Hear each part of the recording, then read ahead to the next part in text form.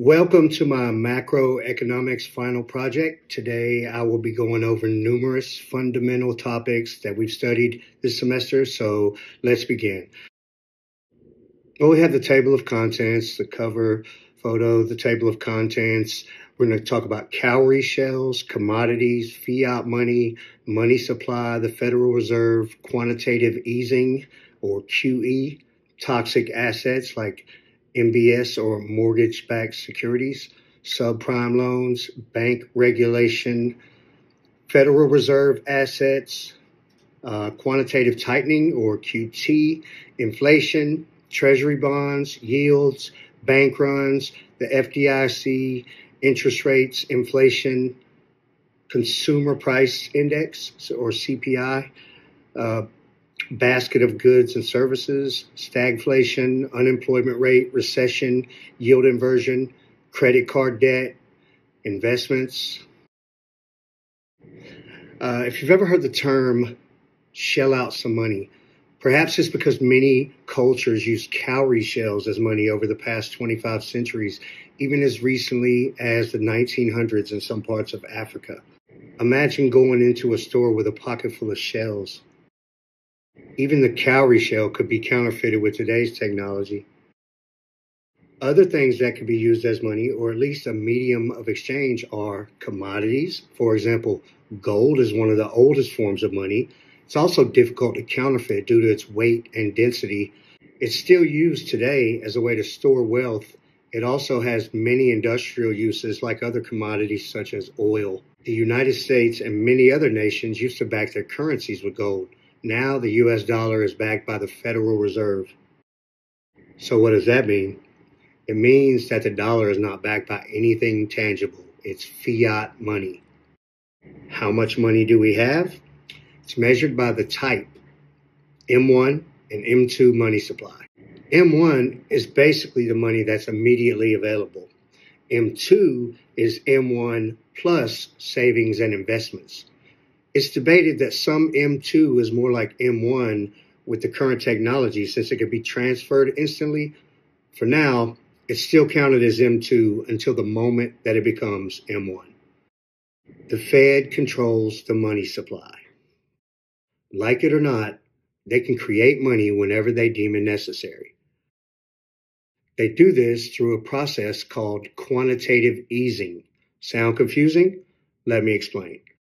One of the most debated instances of quantitative easing is when the Fed buys toxic assets. One of the toxic assets the Fed purchased was mortgage-backed securities, or MBS. Now, these bundled packages of mortgages are not always toxic, but from 2007 to 2011, there was a high rate of defaults in the form of foreclosures. Many analysts say that banks were getting greedy during the time leading up to the Great Recession. The qualifications to get a mortgage were being overlooked, leading to subprime loans. This certainly contributed to toxic MBSs as speculators were able to get loans on multiple properties. When there's an economic disaster, it can lead to more strict regulations for the banks. The Federal Reserve controls what kind of investments the banks can make and how much reserves they need to have.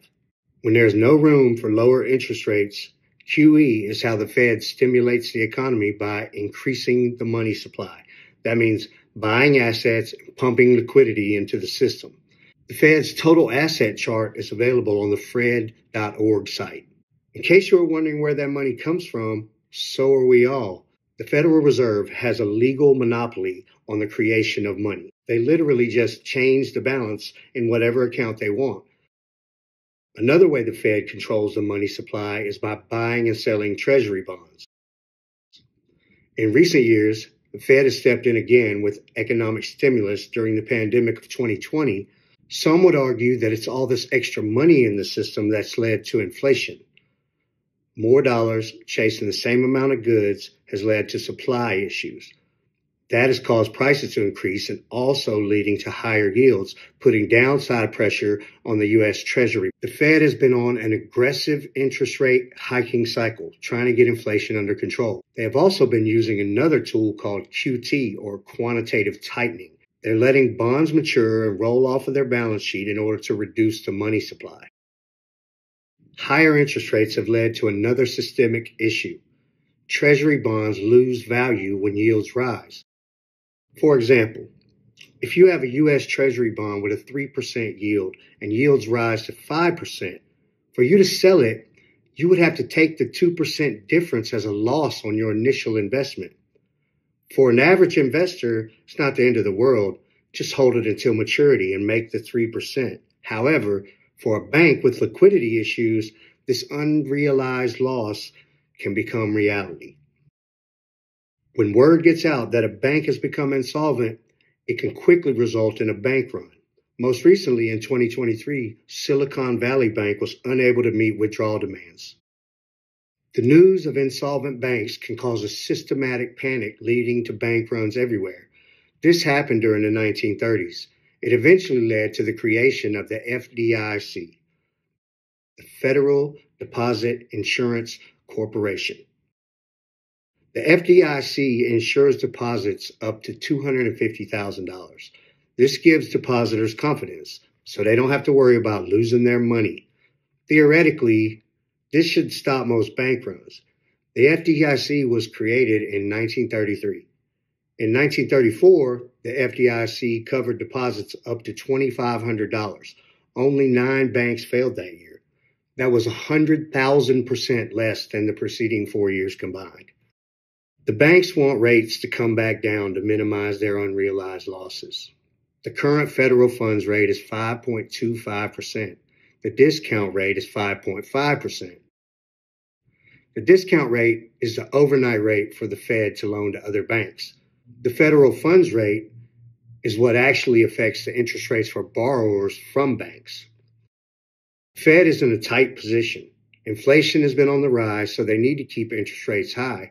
Meanwhile, many regional banks are having liquidity issues and they're holding bonds with billions of dollars worth of unrealized losses. If the Fed has to step in with liquidity to save the banks from failing, the extra money in the system would be inflationary. This chart shows the Fed balance sheet versus the S&P 500. CPI is the Consumer Price Index. It measures the prices for a basket of goods and services against a base year. It's the most important measure of inflation. Now that we know about inflation, what is stagflation? Stagflation is a combination of high inflation and high unemployment. Unemployment is the measure of people who are seeking a job and are not employed. The current unemployment rate is 3.8%. In recent years, the unemployment rate has been remarkably low, with the last spike being during the pandemic. Notice the correlation between unemployment and recession. Recessions are the gray shaded time periods. A recession is defined as a fall in GDP for 2 successive quarters. Usually, you need to see unemployment rise before a recession is officially called. The Fed is trying to achieve a soft landing or fast recovery. Another way to predict recession is to watch the yield curve. When the 2-year Treasury bond has a higher rate of interest than the 10-year Treasury bond, then yields are inverted. Oftentimes, a recession does not occur until yields uninvert. The current 10-year yield is 3.88%. The current 2-year yield is 5%. Another issue with the American economy is credit card debt. Americans recently surpassed $1 trillion of credit card debt. According to the Federal Reserve, the average American household carries $7,951 each year in credit card debt. The I want it now mentality is taking hold. The last thing I want to mention is investments. Everyone is worried about recessions and deficits. Nobody is sure where to put their money. It would seem that with 5% rates on short-term treasuries, that would be the safest bet. Others speculate that with out-of-control government spending, yields will continue to rise. It all comes down to how much risk you're willing to take.